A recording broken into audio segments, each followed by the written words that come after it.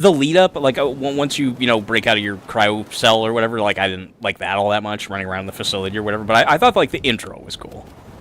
Yeah, the Skyrim intros were cool the first time as well. Yeah, oh god, the first time. I must have seen that probably 42 times at this point. Oh, snowberries. I wonder if the mead yeah, I wonder if she still makes the mead. Oh, I used to call this place home. I love when the walls. Why am I Schwarzenegger? I was trying to do an honest... I was trying to do... It sounded like he was angry about it. Yeah, because he's trying to speak his like he's his role in life right now. He's giving his earnest, heartfelt thing about I used to be a boy, and I can't not do it. He's talking about how he used to be a boy, and the walls used to make him feel so safe. And just like you said, it's like, oh yeah, I wonder if what's her name still makes the mead with the juniper berries. I was trying to give that an honest job. Yeah, I couldn't help but turn to Schwarzenegger because what they do is basically a knockoff Schwarzenegger. So just me naturally turned into my knockoff Schwarzenegger. I hate the juniper berries. Those are my berries. Those are my berries. Yeah, put those berries down. There's a high elf on your side. Oh, he's those are my berries. I got to get the turbo man. Yeah, I got to get the. It's Skyrim. Got to get the turbo man. Oh, the turbo man. Sinbad. My house. What? What was that? What'd you say? For my house, for my adopted North kids. A stupid little potato-faced kid. Look at him, he looks like a potato. I love him though. Gotta give him the Turbo Man doll. I don't even know what his mentality is at that point. I don't know if he's crying or what's going on. What did you say? What? The way you decreased in volume, trailing off. It just happened that way. I didn't even know what I was doing. just stream of consciousness, bad Schwarzenegger commentary. It was slow but steady. I got to get the turbo man doll. He's got this little potato and he looks so stupid. I love him though. Maybe it was a moment of reflection. He was angry that his kid looks like a stupid little potato Skyrim child, and he's angry that he has to go through this bullshit getting the stupid fucking Turbo Man toy, but really, he loves the kid, though. He understands at the end of the day, well, I love him. I can't be mad at him, even though he looks like a potato beast. He looks like he came out of oblivion. He does. I mean, they do. Those little kids are so fucking ugly. I feel like they're designed on purpose to make you not. I mean, obviously they're designed with the lines that make you want to smack them, but I feel like they're designed to look like you want to smack them too. Mister, can you? You can, but you can't actually damage them. They just like run away and scream, and then all the guards come running. However, you can get mods though where you can just straight up. I don't think you can like decapitate them, but you get like the death moves where you like shove your sword through their chests and shit. Like slow-mo, yeah. Importantly for the hand-to-hand stuff, you can suplex and Death Valley driver. That's great. That's great. I'm liking the sounds of this. Run up to the little beggar kids, again, so there's one like right there in Can you be my mommy? Yeah, not just suplex, but fatal suplex at that. It makes a crunching noise.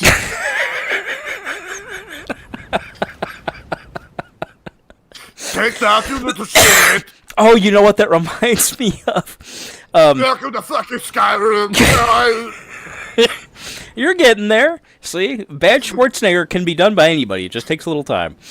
I was just gonna say something about.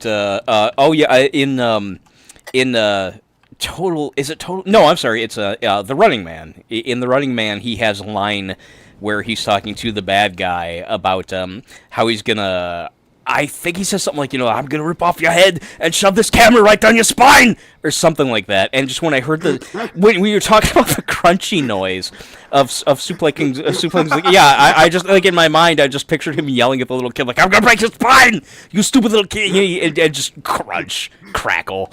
I just love the idea of an actual Schwarzenegger character being in Skyrim, just running up, just yelling that to a kid while just needlessly suplexing them to death.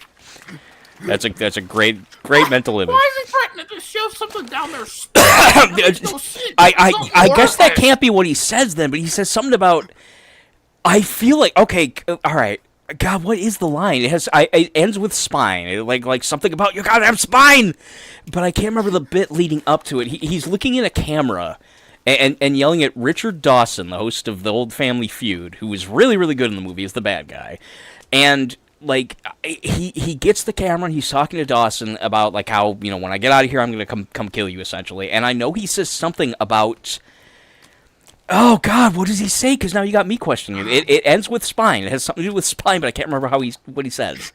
What's the way he delivers it? Spine. That's what he says actually. It's literally like like I'm going to. Maybe he said. I guess it would make more sense if he said "rip out your spine," but it does end with him like escalating in anger, and it ends with the word spine. So that actually is completely accurate. But I guess I'm getting the specific words wrong. Because yeah, why would he shove something in somebody's spine? I mean, I'm assuming he must be talking about breaking. I'm gonna carve out the inside of your spine. And I'm gonna stick things in it. I'm gonna go for a lot of work. I didn't even didn't even comprehend what that was. What did you say? I'm gonna go through a lot of work. It's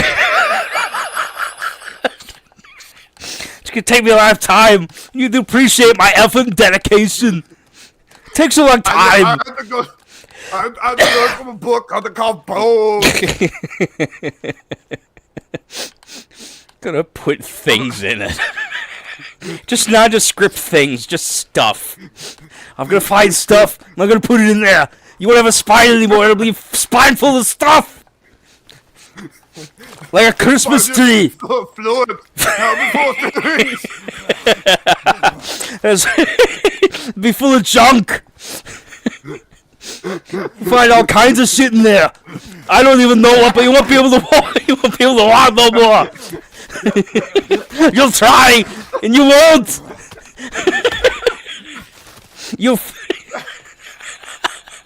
I'm gonna take all the spine.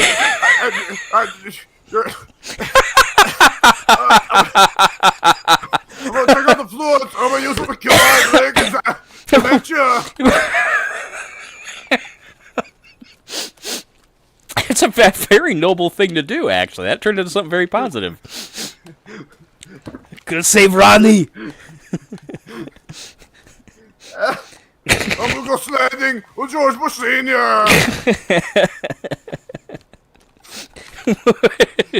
The guy whose spine is being, I guess, adjusted, for lack of a better term at this point, he's got to be wondering why Arnold is saying all these things to him. Like, you're killing me. In the far dark future, where presumably both Ronald Reagan and George Bush Sr. are long dead.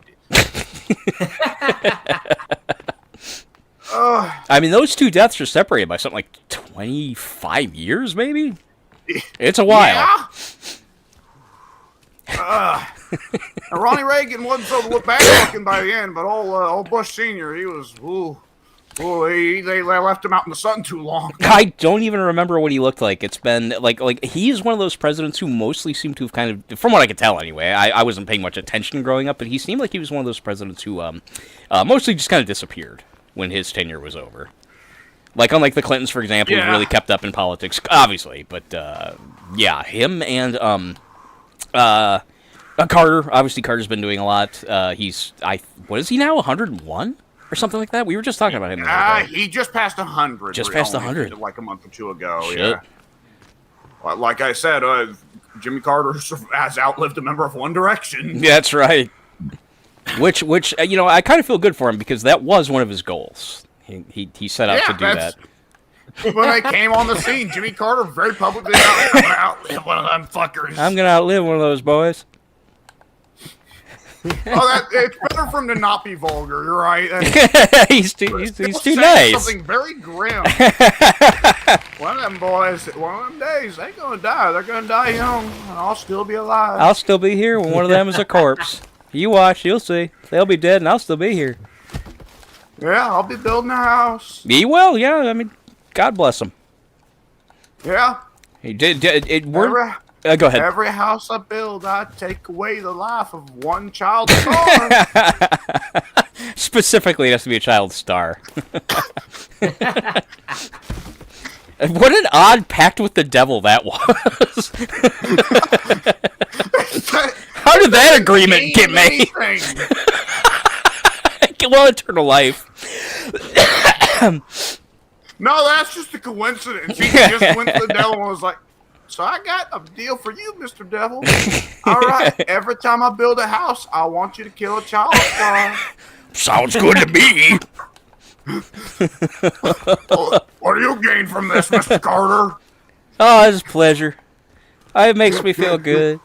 Gives me that warm, tickly feeling inside. So, Pink, were you just disagreeing for the sake of being amusing, or do you actually think it was... No, okay. I very much loved Emma Stone as Gwen Stacy and thought that well, first of all, I thought The Amazing Spider-Man 2 sucked and they rushed away from many storylines, and every other storyline that wasn't rushed was just god-awful. So I've got nothing good to say about The Amazing Spider-Man 2. But I also always disagree with the notion that killing Gwen Stacy should have been a goal ever. Like, I don't know, because this was still back when, like, decade-long franchises weren't a thing. So I didn't have the kind of 2020 vision of being like, oh, they could have had, like, 7 more movies after The Amazing. I think the moment that someone on Reddit or Twitter said, man, you know, Triple H is a pretty damn great booker. Ted's heart broke in half. That's almost as sad as what I'm watching right now. Which is that a female cannibal is face down, wailing like a child who's just lost their father. Oh my god, I've never heard wailing like this in this game. And meanwhile, there is a giant leg beast creepy. Oh, that's over now. There was a giant leg creepy creature that kept on swatting her as she lay there face down crying and screaming. And if the thing was apparently not connecting with her, I guess there was like some kind of collision bug or something. So she was just laying there, just crying and crying. We're not just talking like, no, we're like, just wailing and wailing and wailing in absolute utter pathetic just sadness. And this thing was just standing above her, just like attacking her fruitlessly the entire time until suddenly she just like died. So... Oh my god. It was really, really sad. It was like, I mean, this thing's like twice as tall as she is and 10 times as strong. And she was laying there, again, face down, completely vulnerable, just crying. And the thing just kept on thwacking, just trying to beat her up. And she just kept on crying, just waiting for like mommy and daddy to come and save her. And they didn't, and now she's dead.